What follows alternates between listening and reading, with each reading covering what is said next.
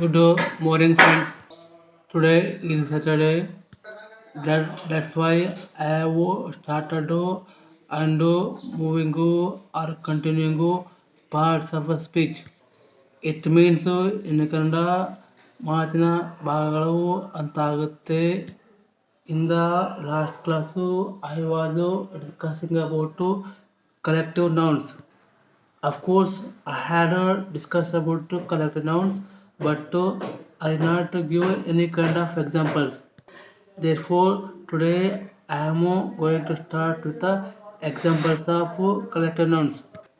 ಅಂದರೆ ನಾನು ಇಂದಿನ ಕ್ಲಾಸಲ್ಲಿ ಸಮೂಹವಾಚಕ ನಾಮಪದಗಳ ಬಗ್ಗೆ ಹೇಳಿದ್ದೆ, ಆದರೆ ಅಲ್ಲಿ ಸಂಬಂಧಪಟ್ಟ ಉದಾಹರಣೆಗಳನ್ನು ಹೇಳೋದಿಲ್ಲ.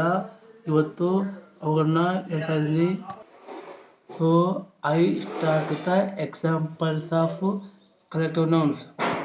Example number 1 is flock. Flock ಅಂದರೆ ಕನ್ನಡದಲ್ಲಿ ಕುರಿಗಳ ಹೆಣ್ಣು ಅಂತಾಗುತ್ತೆ. ಇಂಗ್ಲೀಷಲ್ಲಿ ಹೇಳ್ಬೇಕಾದ್ರೆ ಫ್ಲಾಕ್ ಆಫ್ ಶೀಪ್ ಅನ್ಬೇಕು. ಇಲ್ಲಿ ನಾನು ಶೀಪ್ ಅಂತ ಹೇಳ್ತೀನಿ. SHEEP ಶೀಪ್ ಅಂದರೆ ಸಿಂಗುಲರ್ ಆಗುತ್ತೆ, ಪ್ಲೂರಲ್ ಕೂಡ ಆಗುತ್ತೆ. ಇಲ್ಲಿ ಶೀಪ್ ಅಂದರೆ ಕನ್ನಡದಲ್ಲಿ ಕುರಿ ಅಂತ ಆಗುತ್ತೆ. ಮತ್ತೊಮ್ಮೆ ಶೀಪ್ ಅಂದರೆ ಕೂಡ ಅರ್ಥ ಕುರಿಗಳು ಅಂತ ಆಗುತ್ತೆ. Second example is that army ಅಂದರೆ ಸೈನ್ಯ. ಸೈನಿಕರ ಸಮೂಹಕ್ಕೆ ಸೈನ್ಯ ಅಂತೀವಿ. ಅದಕ್ಕೆ ಆರ್ಮಿ ಆಫ್ ಸೋಲ್ಜರ್ಸ್ ಅನ್ಬೇಕಾಗುತ್ತೆ, soldiers. Next example is that family ಅಂದರೆ ಕುಟುಂಬ ಅಂತ ಅರ್ಥ ಆಗುತ್ತೆ. ಅಂದರೆ ಎಲ್ಲಿ ಕುಟುಂಬದಲ್ಲಿ ಬಂಧುಗಳ ಸಮೂಹ ಇರುತ್ತೆ, ಅದನ್ನೇ ನಾವು ಇಂಗ್ಲೀಷ್ ಹೇಳ್ಬೇಕಾದ್ರೆ ಫ್ಯಾಮಿಲಿ ಆಫ್ ಮೆಂಬರ್ಸ್ ಅನ್ಬೇಕಾಗುತ್ತೆ. Next one is class of students ಅಂದರೆ ಇಲ್ಲಿ ತರಗತಿಯಲ್ಲಿ ವಿದ್ಯಾರ್ಥಿಗಳ ಸಮೂಹ ಅಂತ ಆಗುತ್ತೆ. Next example is crowd of people ಅಂದರೆ ಜನ ಸಮೂಹ ಅಂತ ಆಗುತ್ತೆ. Sixth one fleet of sheeps.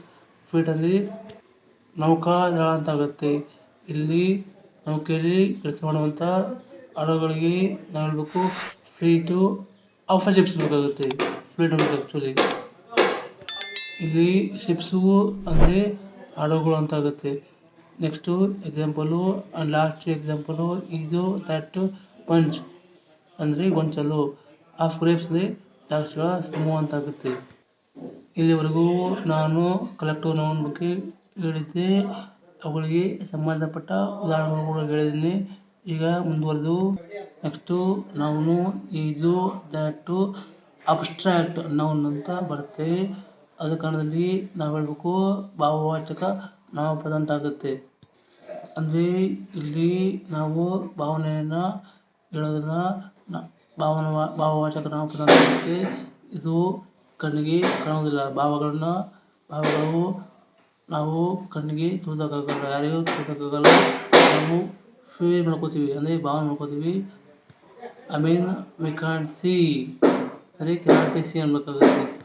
To explain abstract noun next is cannot be touched ಅಂದರೆ ಮುಟ್ಲಿಕ್ಕಾಗಲ್ಲ ಅಂದರೆ ನಮ್ಮ ಭಾವನೆಗಳನ್ನು ಮುಟ್ಲಿಕ್ಕಾಗಲ್ಲ ಅಂತ ಹೇಳ್ಬೋದು.